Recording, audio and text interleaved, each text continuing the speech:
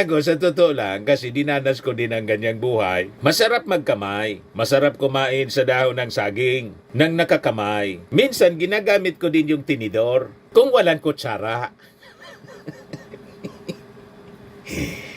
Ginagamit ko din yan ng tinidor na pangkutsara kung walang kutsara. Pero kung may kutsara, abnormal na gamitin mo yung tinidor. At saka kung walang plato, doon ko ginagamit, mga kababayan, as option lang, yung takip ng kaldero. Pero kung nakalatag na sa nakalatag na nga, masarap na kumain sa daon ng saging, hingi ka pa talaga ng takip ng kaldero para doon kumain? Ito naman po yung bago naming product na binibenta online. Eye Glow Serum, whitening po siya. Tingnan ninyo yung epekto sa aking anak na architect before and now. Yung mga inquiries po ninyo, dumiretso na lang kayo sa kanyang Facebook account, Riz Maravillas. Joke time muna po, mga kababayan. Padala ni Anodja Selva.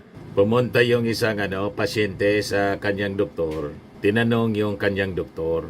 Sabi ng pasyente, Dok, bakit po pag dumudumi ako may kasamang plema? Sabi ng doktor, okay lang yan.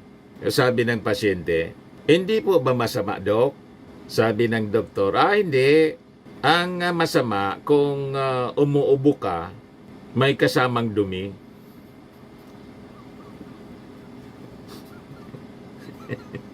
Oo nga naman.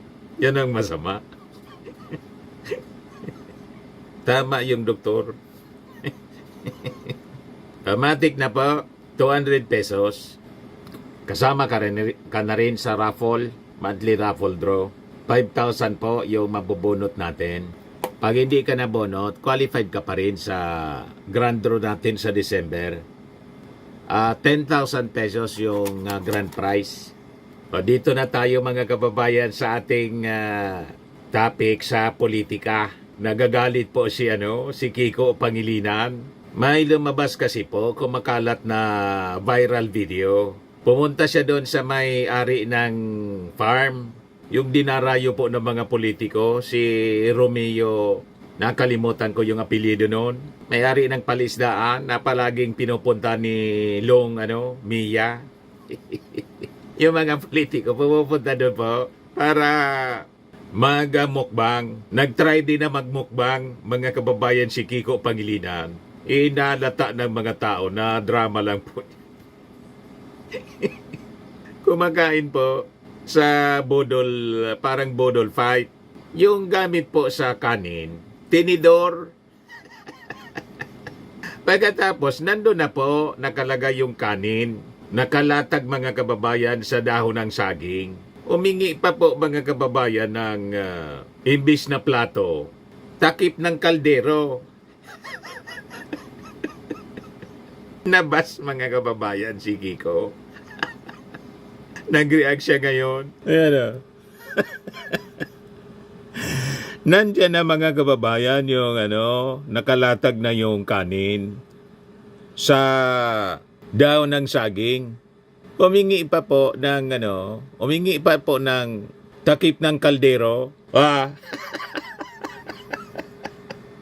Para palabasin, mga kababayan, na todo bali siya, kumakain sa takip ng kaldero. Tapos humigop ng sabaw si Kiko sa bowl na may sabaw. Yung ulam siguro, parang pochiro yata yon o kusido. Habang umigop si Kiko, mga kababayan, hindi man lang umabot yung kanyang bibig, yung lips niya.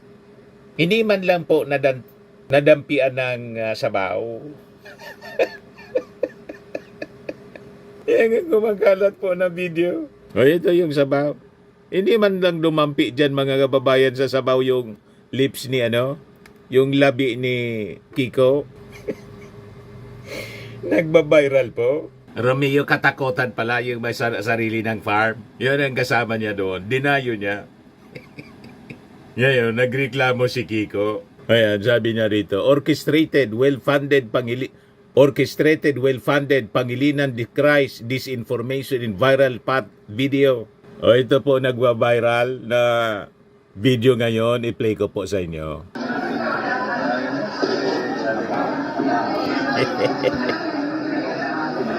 Ayan na.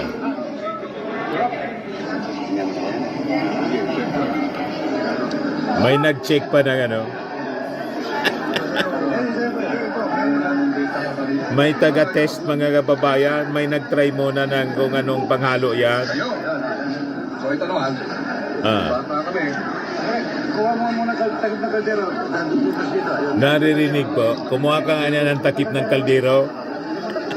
Para boboy. Takip kaldero. Takip ng kaldero niya. Malit lang. Si Romeo katakutan yata yung humihingi. Ayan. Ayun. O, ito na. Lipat siya, no? Takip ng kaldero. Yan. Tapos nilagyan ng kung ano ito. Asin. Yan.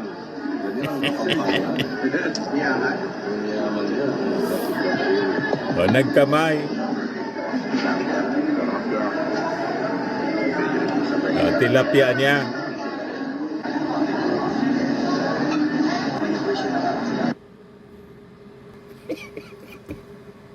Yan kasi mga padrama para masabi na todo bali lang. At sanay siya sa style ng pagkain ng mahirap. Yung magkamay, para yan dito mga kababayan. Si nung tumakbong Pangulo, si Maruhas, uminom po ng tubig sa plato.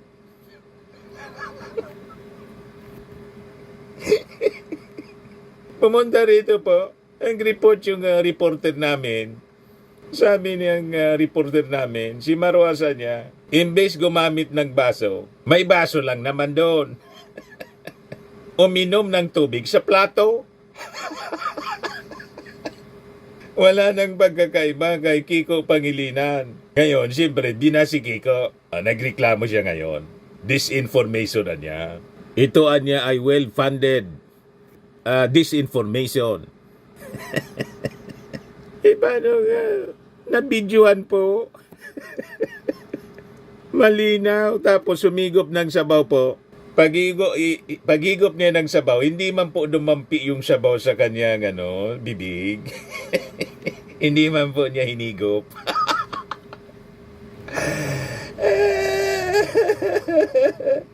Baka masiraan yan tiyan ko nito. Yun nga pong itong binubuhos niya rito, may tumikim muna nito. Ayan na.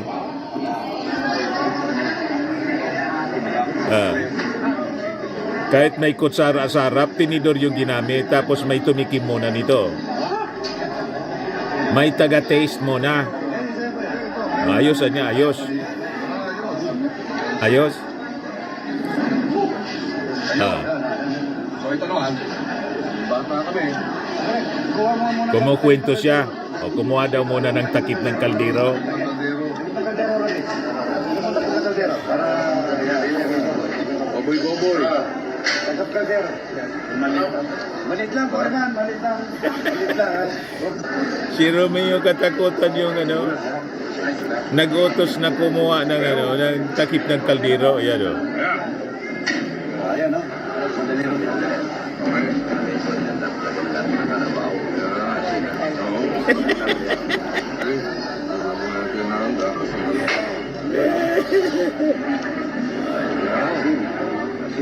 Asin. Yan. Ganyan ang kapampangan. Yaman. Yaman yan.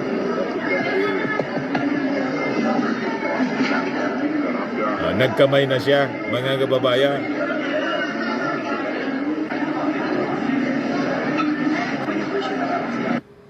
Ang dami kasing nagre-react. Sabi ni Lawrence Gonzales, ayaw kumain sa dahon ng saging. Sabi ng isa pa, kahit sa takip ng inidoro, kumain, wala kaming pakisayo. Sabi ni Jonah Saicon, lumaki kaming mahirap pero never kaming kumain sa takip ng kaldero kasi kahit papano may pinggan naman kami. Di rin namin kinukutsara ang kanin kung walang kubyertos. Mas masarap magkamay at lalong-lalo na di naman namin ginagawang sabaw ang suka at nilalagyan pa ng asin dahil alam namin ang sabaw ay nilalagay sa mangkok at hindi sa takip ng kaldero. Ang suka sausawan, hindi sabaw. Ang asin, hindi toppings. Diyos mio. Ako, sa totoo lang, kasi dinanas ko din ang ganyang buhay, masarap magkamay. Masarap kumain sa dahon ng saging, nang nakakamay. Minsan, ginagamit ko din yung tinidor, kung walang kutsara. Ginagamit ko din yan ng tinidor na pangkutsara, kung walang kutsara. Pero kung may kutsara, abnormal na gamitin mo yung tinidor. At saka, kung walang plato, doon ko ginagamit, mga kababayan, as option lang, yung takip ng kaldero. Pero kung nakalatag na sa nakalatag na nga, masarap na kumain sa daon ng saging, hingi ka pa talaga ng takip ng kaldero para doon kumain? Yon ang abnormal, mga kababayan. At lalo na nun si Maruas, palibasa parehas dilawan, ayun. Imbes, mga kababayan, may baso naman. Nung kumandidato siya sa pagka-presidente, imbes na gamitin yung baso, uminom siya sa plato.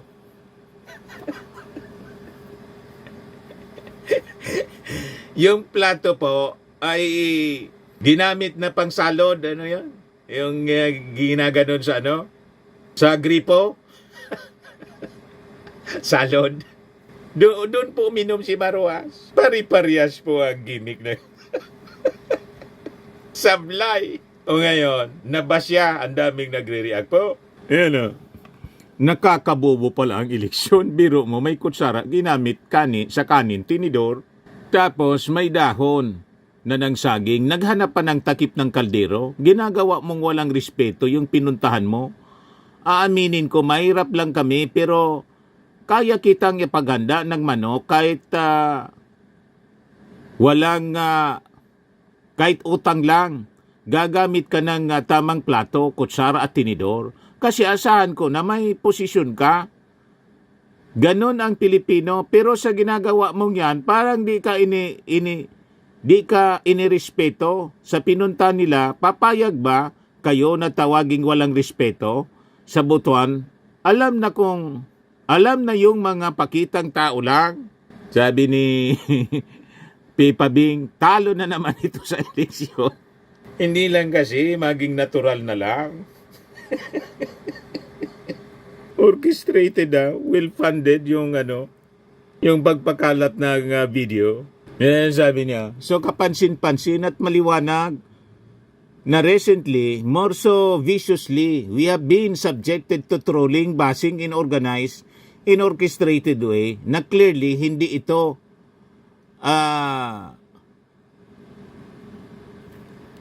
online, organic audiences, kung hindi, most likely, base sa ating nakikita, orchestrated, well-funded machinery para siraan ang ating kampanya.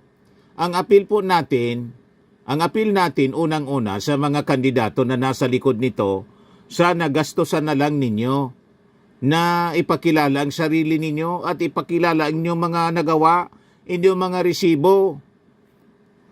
Though he did not mention which candidates he was pertaining to, he called the disinformation campaign against him as desperate, as criticized rival candidates who are ready to spend millions to defame him. Yun ba ang dapat ihalal? Sabi po ni Kiko.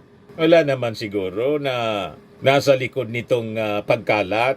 Kaya lang, nabidyoan At malamang, yung nagpakalat ng video, nasa harap mo lang.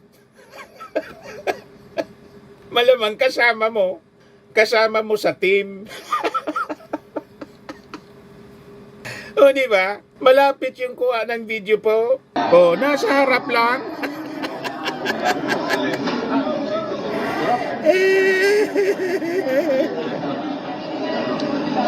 Ayan mo. Ah, Ayun. So ito naman. Bata kami. Kuha mo muna ng takip ng kaldero. kuha ang anya mo na ng takip ng kaldero. Parang ang nag-uuto si... Kasama nila yung nagbibideo. Boses ni Romeo Katakutan. Katkutan yata yung apelido niya. Ayaw! Ayun na! Malinaw po na hindi man dinoktor yung yung video, talagang aktual. Sinabawan na ng suka. Saan ka nakakitang kanin, sabawan mo ng suka. Tapos winagwagan ng asin.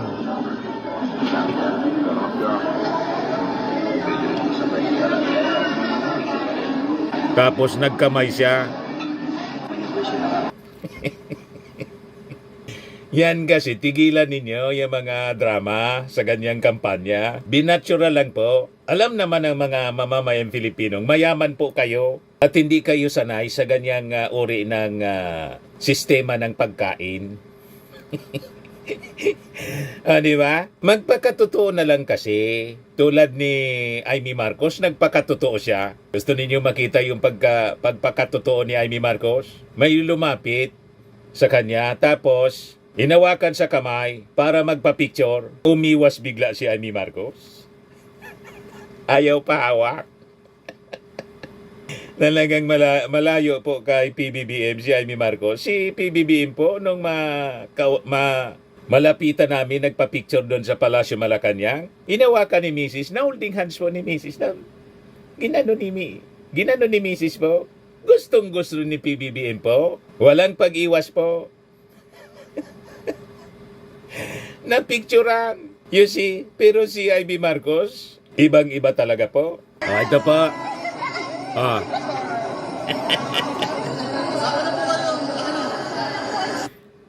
Ulitin natin.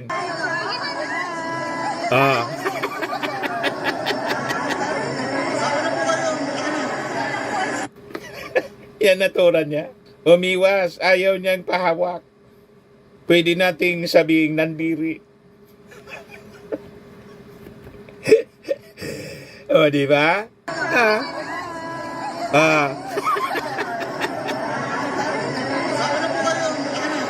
Holy cam. Binatural po. Ito yung natura ni Amy. Ayaw pahawak. Papapicture lang naman, kapwa niya naman babae. At tingin ko, malinis naman yung babae. Hindi man po parang hampas lupa. Hindi man dugyot. Malinis man.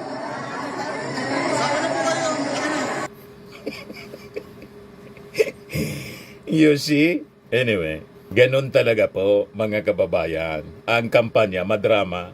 Pag nadala ka sa drama, iboboto mo. So, sabihin ko na lang po sa inyo, huwag paloko sa mga ipokrito.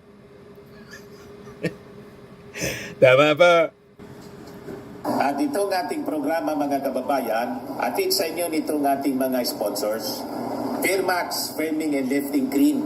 Pinapay po sa mga pulses in affected area. Mainam po ito sa mga pains at paninigas ng mga kaso-kasuan. Ito sa mukha naman yung application, anti-aging, Automax po siya. Ito ay Glow 60 mga kababayan. Whitening po siya. Made in South Korea. Ito naman po, Nengxia Red Mix Fruit Drink. Gawa po siya sa goji berry.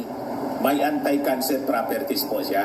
At sa mga naghanap po ng malinis and spacious fitness gym, pumunta lang po kayo sa aming Colossal Fitness Gym. May Grab car rental din po kami. At bills payment po sa aming office.